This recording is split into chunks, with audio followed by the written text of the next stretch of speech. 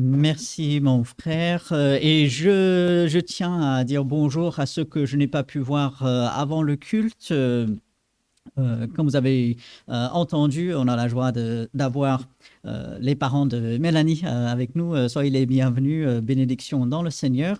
On a aussi, on ne l'a pas signalé, on a la présence de Jordan avec nous, un très bon ami à Ethan, et très content qu'il soit avec nous ce matin.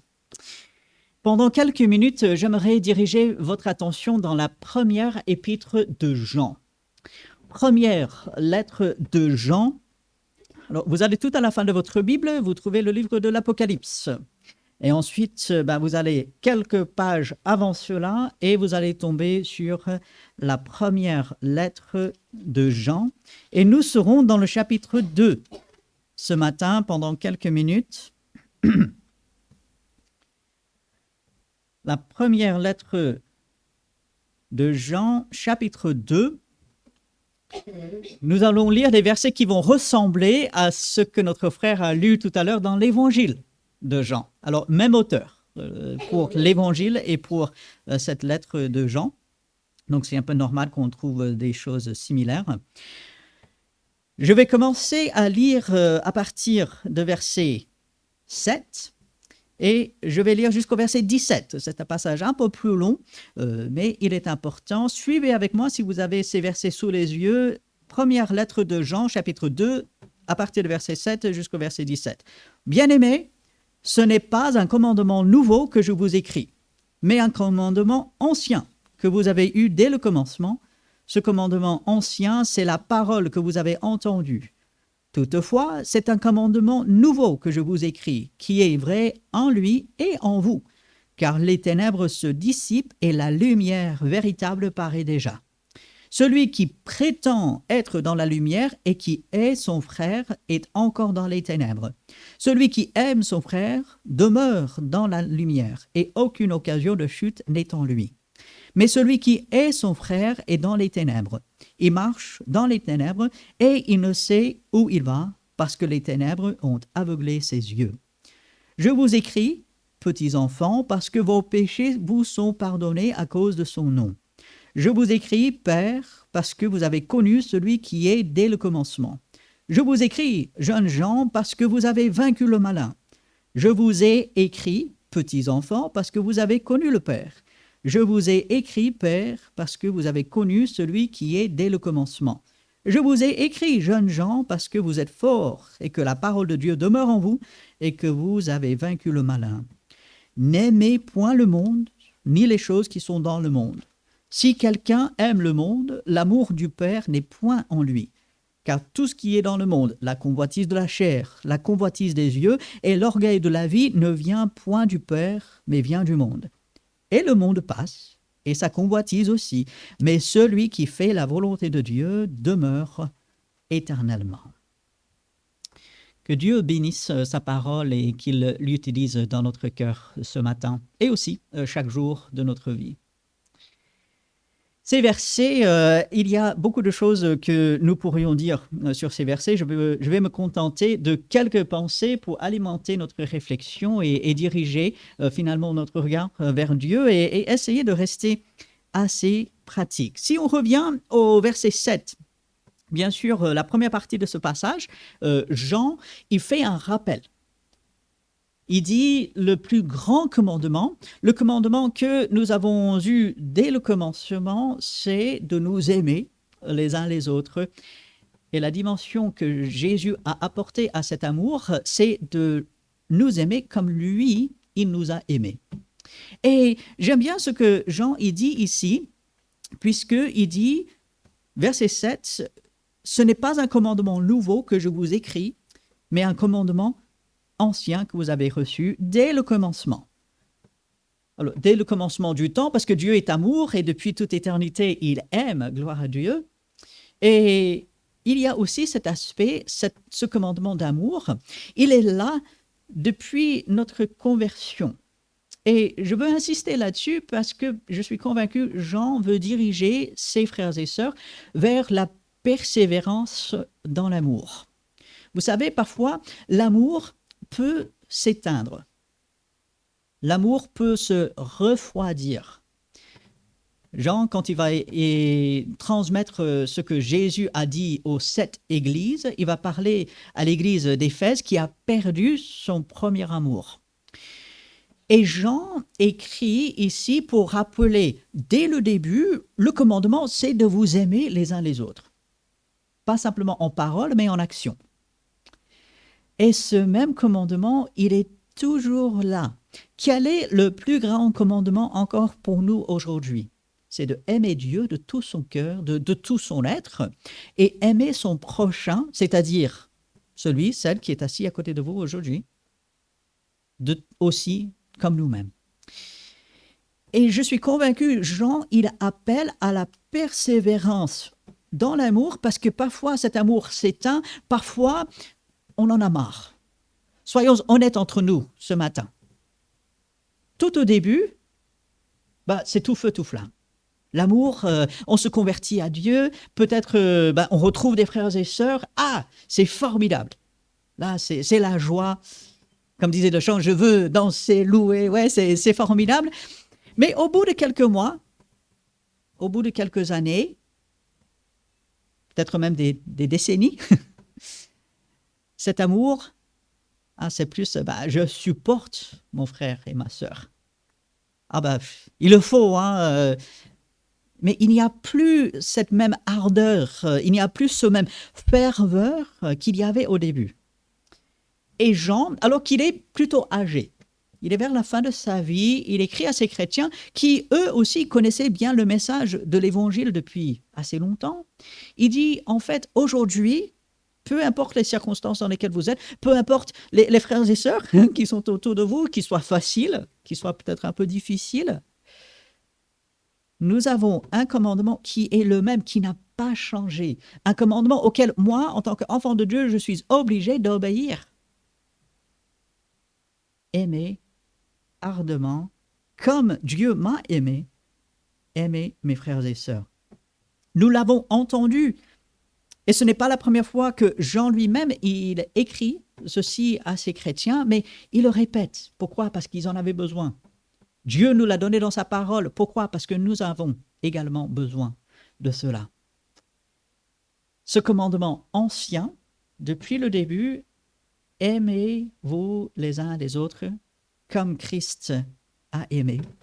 Et cet amour, Dieu l'a placé en nous lorsque nous sommes devenus enfants de Dieu. Et c'est ça la clé. Sommes-nous enfants de Dieu?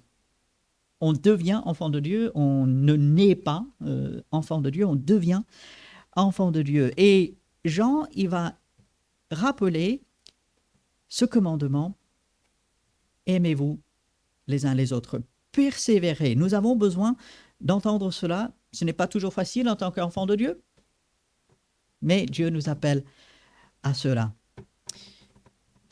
Et il va contraster cet amour avec un mot très fort. Il va parler de la haine. Alors, ça peut être de l'indifférence, l'insouciance par rapport à ceux qui sont autour, mais regardez verset 9. Celui qui prétend être dans la lumière et qui est son frère est encore dans les ténèbres. Si je devais poser la question à chacun, si on devait aller à côté, entretien tête à tête, est-ce que vous haïssez vos frères et sœurs dans la foi? Je suis convaincu que personne ici dirait oui. Par la grâce de Dieu, j'aimerais croire que personne ici dirait oui. Mais même si nous ne haïssons pas, parce qu'un vrai enfant de Dieu ne peut pas haïr les autres enfants de Dieu. Si quelqu'un haït les enfants de Dieu, il montre par cela même qu'il n'est pas enfant de Dieu. Mais est-ce que je peux dire aussi que j'ai le même amour que je devrais avoir pour mes frères et sœurs? Ce contraste entre ces sentiments très forts, d'un côté l'amour et d'un côté la haine, c'est quand même deux extrêmes, c'est très fort. Et Jean va continuer dans le verset 10, celui qui aime son frère demeure dans la lumière. Il est là, il y reste, il ne va pas bouger, il a fait sa demeure, c'est son chez lui en fait. Il se sent bien dans l'amour. Est-ce que ça me caractérise en tant qu'enfant de Dieu? Et encore une fois, verset 11, il va contraster cela. Quelqu'un, malheureusement, qui fait son chez lui dans la haine, dans les dissentiments. En fait, cette personne est aveugle et montre par cela qu'il n'est pas enfant de Dieu. C'est quand même triste. Et Jean veut stimuler la pensée, non pas pour qu'on remette en question notre salut. Hein. Il ne dit pas ah, attention, vous n'êtes pas sauvés. Non, non, non. Mais il veut montrer l'importance de l'amour. C'est tellement important, surtout aux yeux de Dieu, mais aussi dans nos interactions les uns avec les autres. Et puis, on arrive au verset 12 et on se dit, mais qu'est-ce que cela vient faire là-dedans? Verset 12, on parle de petits-enfants, on parle des pères, on parle des jeunes. Alors, qu'est-ce que ça vient faire là-dedans? Et surtout qu'il répète. Et puis, il répète, mais ce n'est pas tout à fait la même chose. Vous avez constaté, je vous écris, c'est-à-dire, je suis en train de vous écrire. Puis, quand il reprend, il dit, je vous ai écrit. Donc, passé. Il parle au présent, il parle au passé. Qu'est-ce qu'il entend par cela? Très brièvement, il est fort probable que quand il dit « je vous écris », il parle de ce qu'il est en train d'écrire ici. Lorsqu'il répète et il dit « je vous ai écrit », il parle en fait de son évangile. Il dit « je vous ai déjà expliqué ces choses ». En fait, c'est un rappel tout simplement. Et au verset 12 et au verset 13, il va dire « je vous écris, petits enfants ». Alors, est-ce qu'il est en train de parler des tout jeunes, voilà, les enfants? J'y crois pas. En fait, c'est la phrase que Jean va employer pour parler des frères et sœurs, en fait. Et si on descend, c'est au verset 18, petits enfants, donc là, il parle à ses frères et sœurs. Enfin, il écrit. C'est la dernière heure, il va continuer avec cela. C'est une phrase qu'il a déjà employée au verset 1, mes petits enfants. Donc, quand il dit petits enfants, nous qui sommes adultes, ne pensons pas que c'est pas pour nous, que c'est juste pour les jeunes. Non, c'est pour nous tous. Et c'est tellement merveilleux parce que Jean va dire « je vous écris, petits enfants », parce que, et non pas afin que. Certaines traductions se trompent un peu là-dessus, ils disent pour que, afin que. Non, c'est parce que vos péchés vous sont pardonnés à cause de son nom, à cause du nom de Jésus.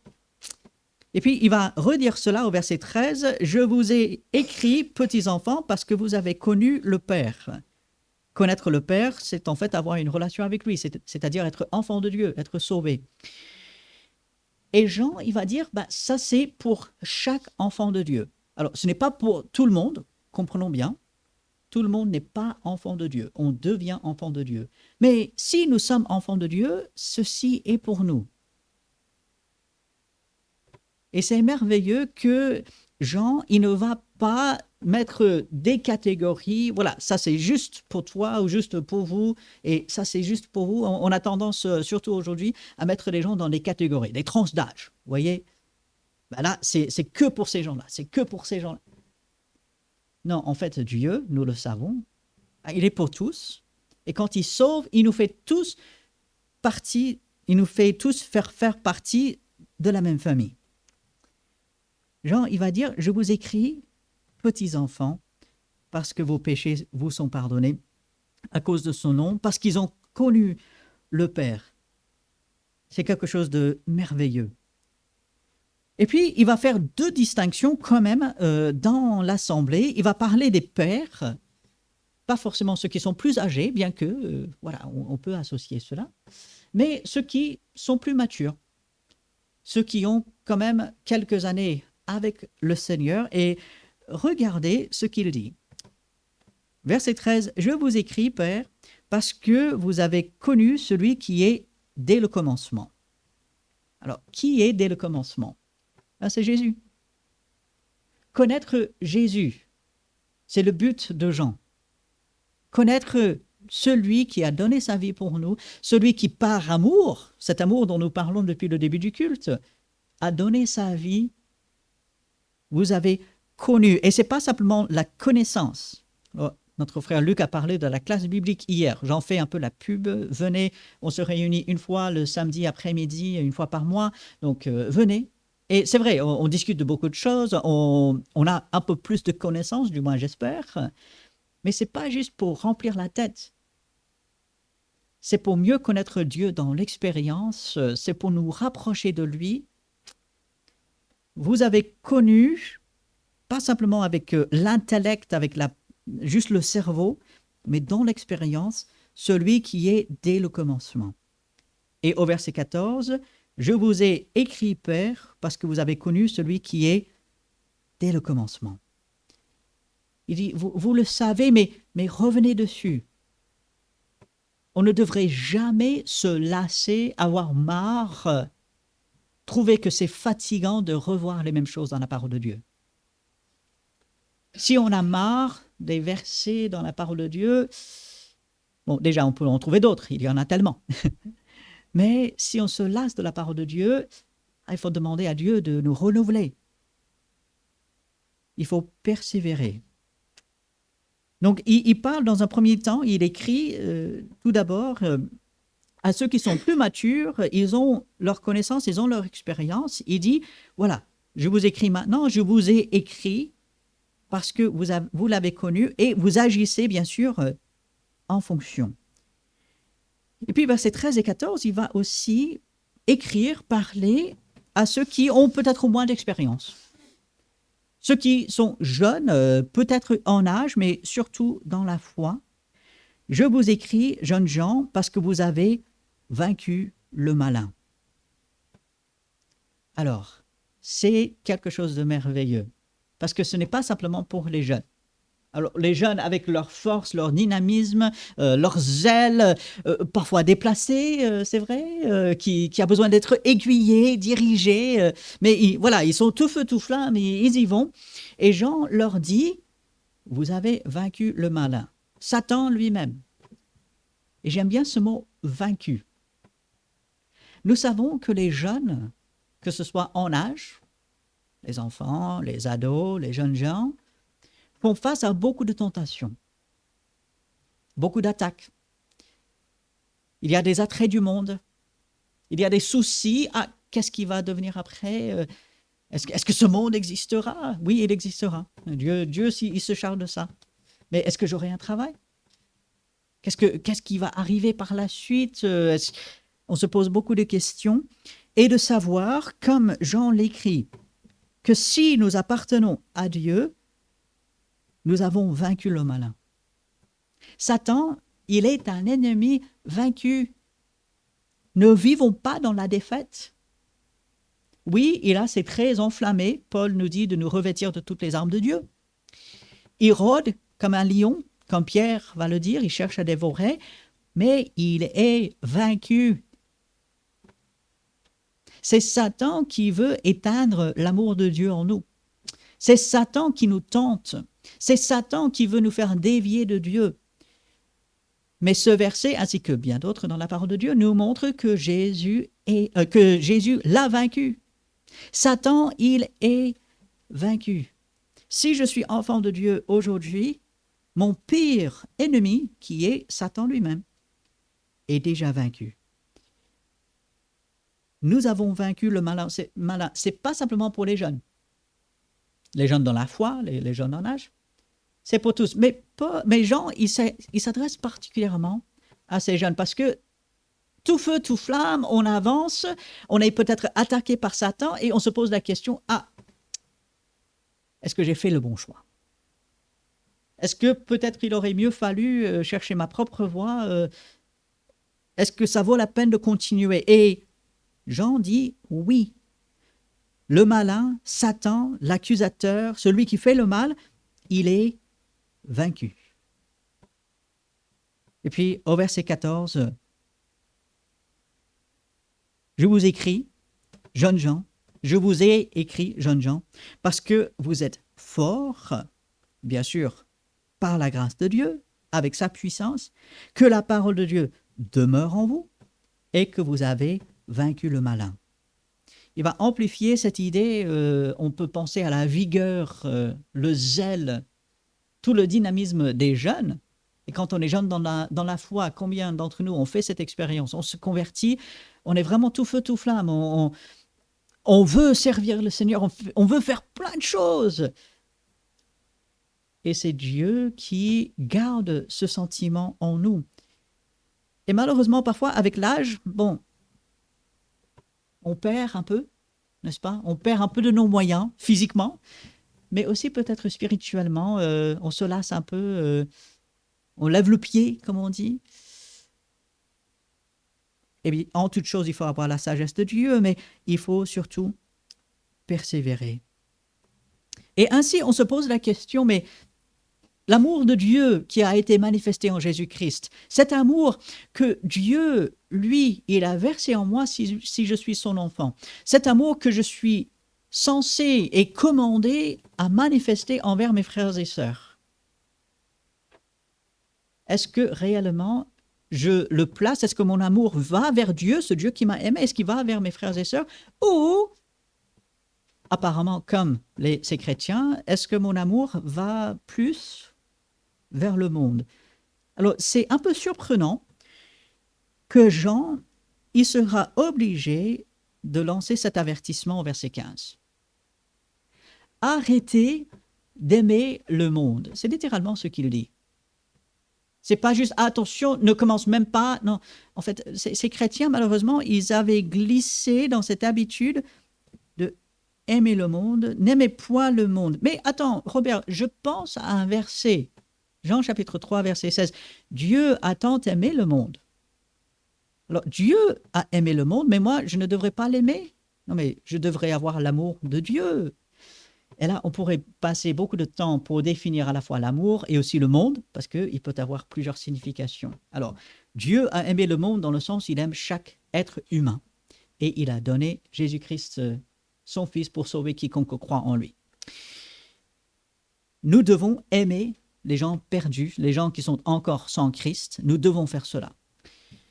Mais ce monde, c'est-à-dire ce système mondain, avec ses valeurs, avec ses pensées, avec ses désirs, avec ses aspirations, nous ne devons pas aimer, désirer, nous ne devons pas suivre le monde dans cela. Alors attention, le monde ne veut pas dire forcément ce que nous portons. Vous savez, ce matin, je porte chemise, cravate, je n'ai pas mis la veste, ne soyez pas choqués, voilà. Il y a même, de temps en temps, c'est rare, mais je ne mets même pas la cravate le dimanche matin. Et vous savez, il y a des gens qui vont dire, ah, ben, on est mondain. Un pasteur qui ne met pas la cravate le dimanche matin, c'est mondain. Non, non, non, non, non. Ça peut l'être. Mais en fait, Dieu, il ne s'intéresse pas vraiment à comment on s'habille. De grâce, habillez-vous. Okay? La Bible est très claire là-dessus. Mais ce que nous portons, en fait, ça n'a rien à voir avec notre spiritualité. Le monde, c'est quoi? Le monde, c'est la façon de penser. Sa façon de penser, c'est « je dois gagner le plus d'argent ». Je dois assurer l'avenir. Pourquoi est-ce que nous parlons autant de la retraite? Pourquoi est-ce que nous parlons des changements au niveau du gouvernement? C'est parce que je pense à l'avenir et je dois assurer l'avenir. Mais où est Dieu là-dedans? Pour le monde, il n'y est pas. L'enfant de Dieu doit dire « Dieu prendra soin de moi ». Je prends de sages décisions aujourd'hui, bien sûr. Mais l'avenir, il est entre les mains de Dieu. N'aimez point le monde, donc sa façon de penser, son rejet de Dieu, son indifférence par rapport aux choses spirituelles, c'est cela que je dois rejeter. Le dimanche matin, en première partie, nous apprenons des versets dans Romains chapitre 12. Paul, il dit « Ne vous conformez pas à ce siècle présent. N'imitez pas le monde dans sa façon de penser, dans ses valeurs, dans ses priorités. Si je suis enfant de Dieu, ma priorité doit être Dieu et sa parole. Et je pense que chaque enfant de Dieu serait d'accord avec cela, mais maintenant, montrez-le. Est-ce que ma priorité, c'est Dieu jour après jour?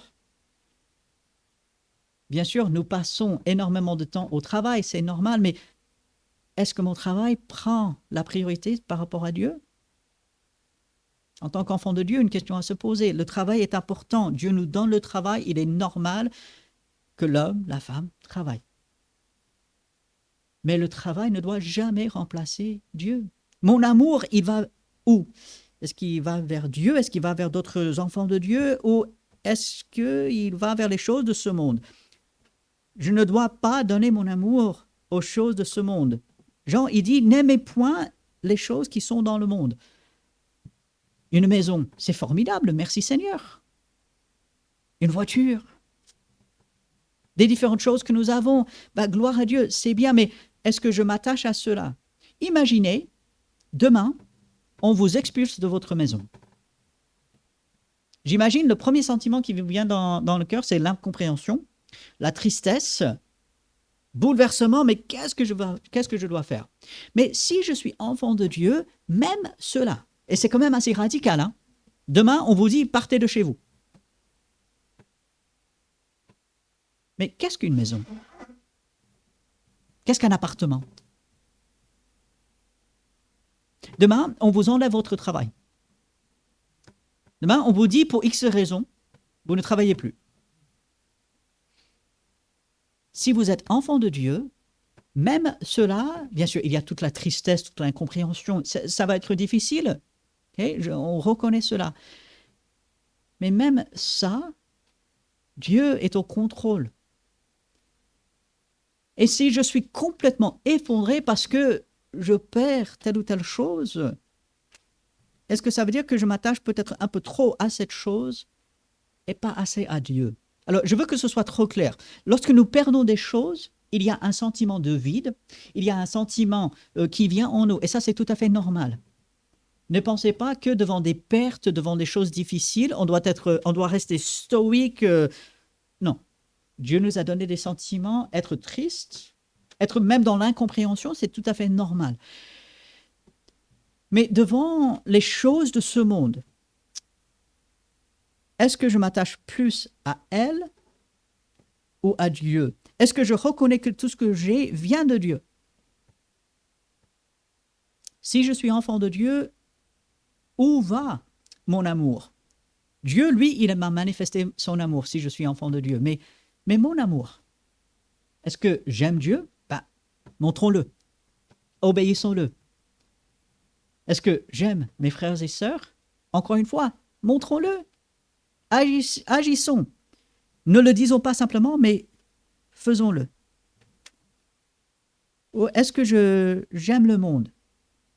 Est-ce que je passe mon temps principalement à réfléchir aux choses de ce monde? Savoir comment moi je peux m'en sortir? Savoir comment moi je peux m'améliorer? Ou est-ce que je demande à Dieu de me diriger? Parce que regardez la suite de verset 15. Si quelqu'un aime le monde, l'amour du Père n'est point en lui. Ne pas avoir l'amour de Dieu en lui, ça veut dire on n'est pas sauvé, on n'est pas enfant de Dieu. Wow!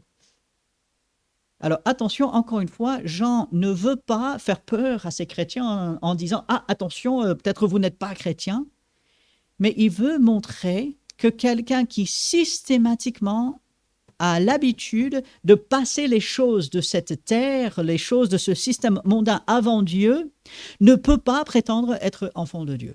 C'est pas possible.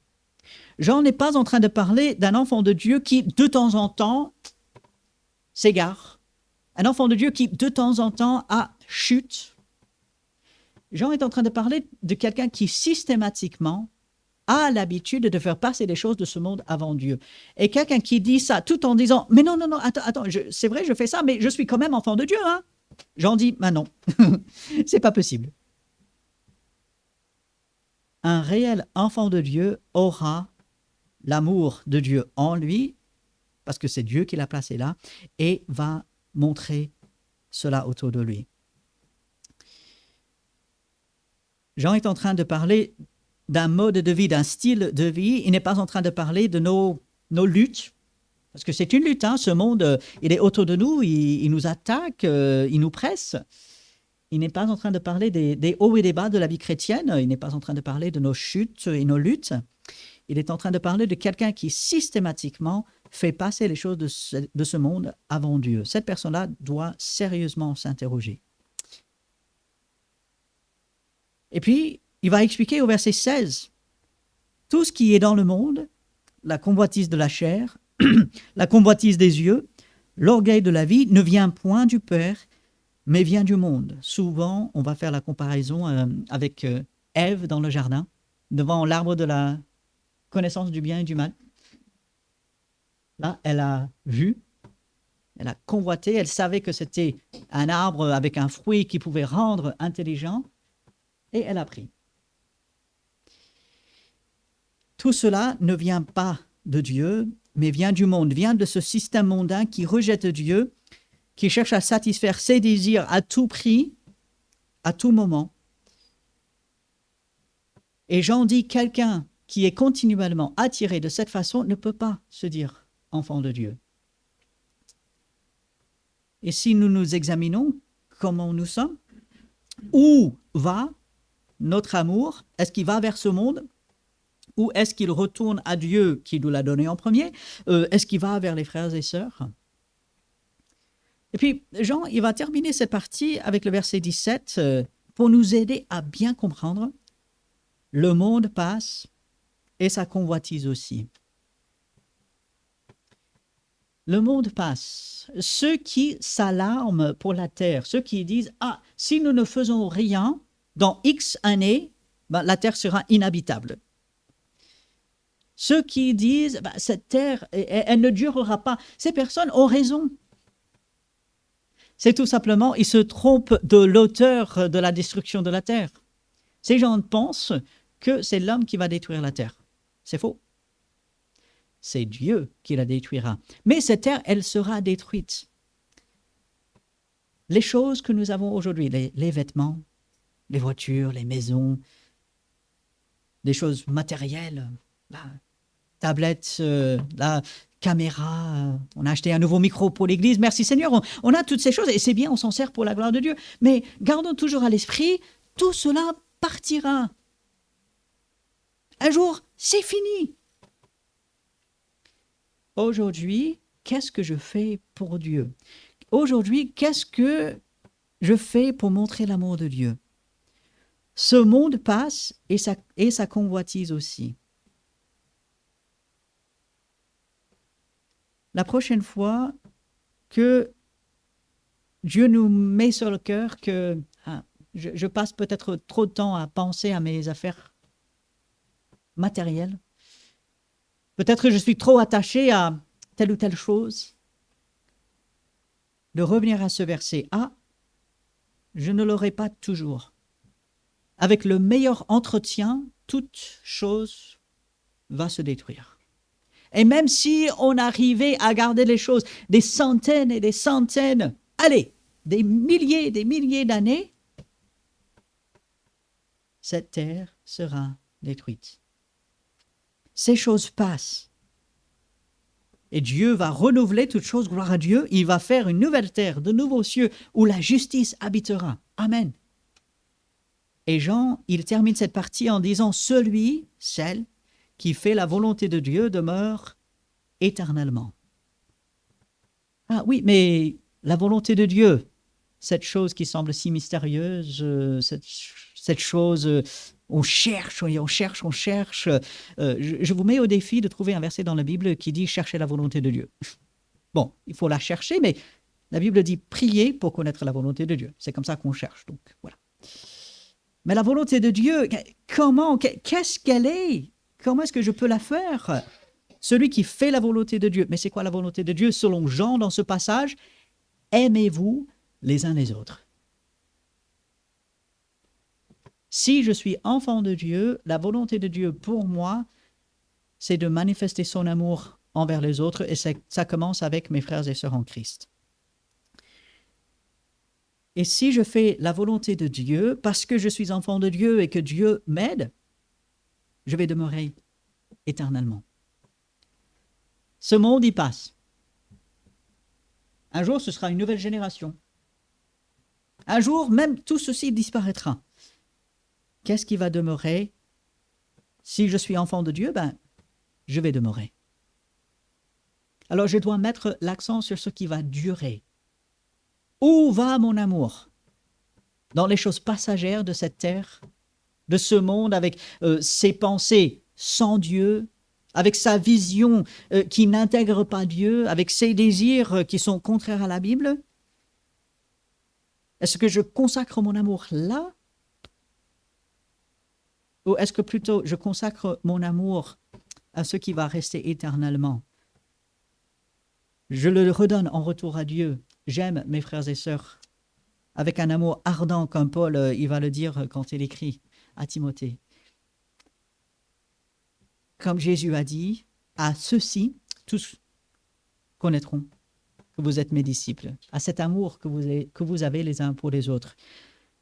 Alors se poser la question, où va mon amour? Où est-ce que je le consacre cette semaine?